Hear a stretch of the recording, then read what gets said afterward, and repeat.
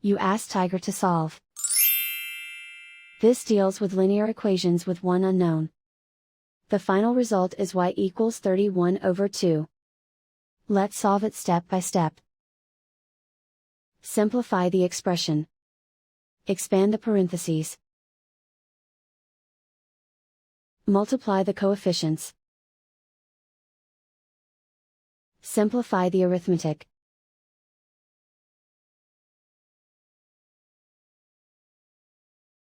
Group all constants on the right side of the equation. Subtract 10 from both sides. Simplify the arithmetic.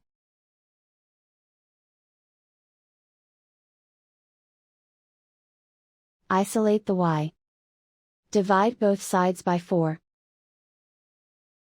Simplify the fraction. Find the greatest common factor of the numerator and denominator. Factor out and cancel the greatest common factor. And so the final result is y equals 31/2.